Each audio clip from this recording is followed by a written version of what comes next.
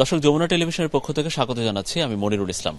আমরা এসেছি ঢাকা আলিয়া মাদ্রাসা মাঠে বকশীবাজারের আলোচিত অস্থায়ী আদালত, যেখান থেকেই বিডিআর বিদ্রোহ মামলা, খালেদা জিয়ার কে কারাগারে পাঠানোর যেসব মামলা, সেই সব বিশেষ মামলাগুলো বিশেষ আদালতে বা এই অস্থায়ী আদালতে এখানে হয়েছে। তো রাজনৈতিক ইতিহাসে স্মৃতিবিজড়িত এই আদালতের কক্ষে আজকে বৃহস্পতিবার এখানে বিডিআর বিদ্রোহ মামলার আজকে জামিন শুনানি হওয়ার কথা ছিল।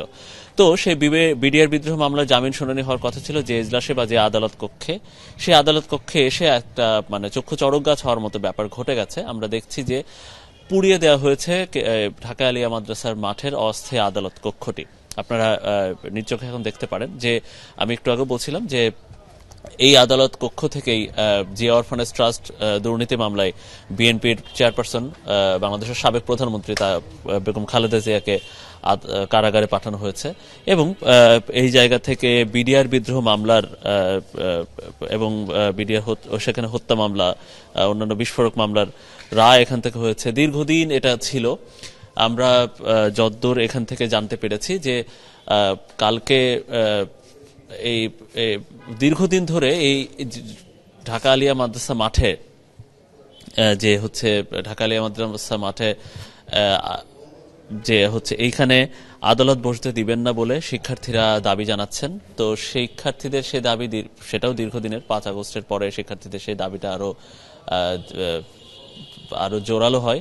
তো সেই জোরালো হওয়ার পরে আমরা কালকে রাতেই, অর্থাৎ বুধবার রাতেই যখন শিক্ষার্থীরা জানতে পারেন যে এখানে বিডিআর বিদ্রোহ মামলার জামিন শুনানি হবে, আবারও অস্থায়ী আদালত এখানে বসবে, তারপরে বুধবার রাতেই, বৃহস্পতিবারের এই দিনটি ঘিরে বুধবার রাতে শিক্ষার্থীরা সড়ক অবরোধ করেছিলেন। শিক্ষার্থীদের সাথে এখানে স্থানীয় পুলিশ বা স্থানীয় প্রশাসনের বা কর্তৃপক্ষের সাথেও কিছুটা মতানৈক্য হয়। পরবর্তীতে এখানে দেখা যায় যে এই আদালত কক্ষে বা ইজলাস কক্ষে আগুন দেওয়া হয়েছে। আমরা দেখছি যে উপরে টিন শেড আছে, ভেতরে বেশ কয়েকটি এসি ছিল, সবগুলোতেই একেবারে আগুনে ভস্মীভূত অবস্থা, ভেতরে একেবারে ধ্বংসযোগ্য অবস্থা। এবং বিচারক যে জায়গাটি বসেন, এখানে কাঠগড়া, এখানে আদালত সংশ্লিষ্ট যে কর্মকর্তারা তারা যেখানে বসেন, সেখান থেকে আমরা ধোঁয়ার কুণ্ডলী দেখতে পাচ্ছি এখনো। বিচারকের খাসকক্ষ যেটা, সেই খাসকক্ষের সেই জায়গাতেও একেবারে আগুনে পুড়ে ছারখার অবস্থা। তো এই হচ্ছে এখানকার মোটামুটি অবস্থা। তো সুতরাং আমরা এখানে বলতে পারি যে এই যে আগুন যে ধরে গেছে, তো এই যে আগুন যে ধরে যাওয়ার কারণে এখানে কোনোভাবে আদালত বসতে পারে না।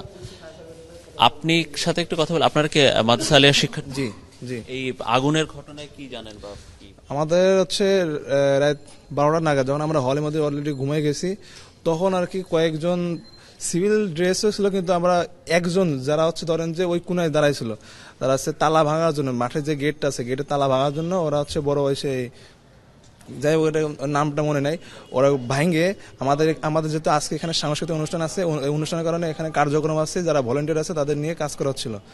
এর মাঝখানে ওরা প্ল্যান করে এখানে এসে তালা ভাঙছে এবং তালার যে গেটের যে আনটাটা আছে ওই আনটা বেঁকাই দিচ্ছে যাতে ওরা তালা না মারতে পারি। এর পরবর্তীতে যায় যখন ভাইরা ওখান থেকে যায় ধরতে গেছে, এখান থেকে যায় গাড়ি ছিল, পুলিশের গাড়ি ছিল, ওই পুলিশের গাড়ি মরেছিল, ওরা এখান থেকে যাই মরে উঠছে। তারপর আমরা যখন হলের থেকে বেরোয় এই গেট দিয়ে ঢুকতে গেছি, তখন একটা সাদা হাইস প্রাইভেটে 2 জন উঠে এই সাইডে তাড়াতাড়ি করে গাড়ি ঢুকায় চলে গেছে।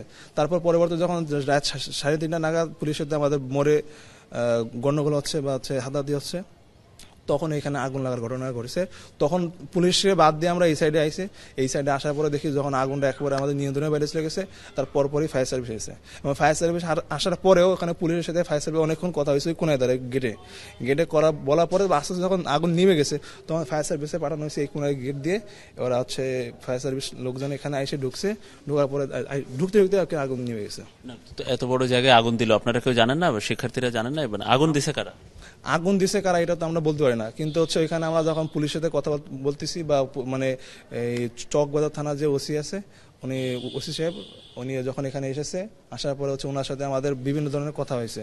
আবার আমাদেরকে ট্যাগ দেওয়া হচ্ছে আমরা নাকি কোনো এক দলের পক্ষ থেকে এসেছি, কিন্তু এটা যে আমাদের মাঠ এটা ওনারা বুঝাতে আমরা মনে করেন ব্যর্থ হচ্ছে বারবার। এইসব কারণে ওনার সাথে কথাবার্তা হওয়ার ভিতর থেকেই প্রায় 3:30 নাগাদ ব্যাসে এখানে আগুন ধরা শুরু হয়েছে। আমরা এরকম মাদ্রাসা আলিয়ার শিক্ষার্থীর সাথে কথা বলছিলাম। তো আসলে তারা বিক্ষোভ করছেন। তারা আজকে বৃহস্পতিবার সকাল থেকেই এবং বুধবার রাত থেকেই বকশীবাজারের আশপাশের এলাকা সড়ক অবরোধ করে রেখেছেন তারা, এবং যাতে তাদের একটাই দাবি, সেটা হচ্ছে তাদের এই মাদ্রাসা আলিয়ার মাঠ শিক্ষার্থীদের কাছে ফেরত দেওয়া হোক এবং তাদের কার্যক্রম, খেলাধুলার কার্যক্রম এখানে চলবে, এখানে কোনো আদালতের কার্যক্রম তারা চলতে দিবেন না। তো এই ছিল এখানকার সবশেষ পরিস্থিতি। মনিরুল ইসলাম, যমুনা নিউজ, ঢাকা।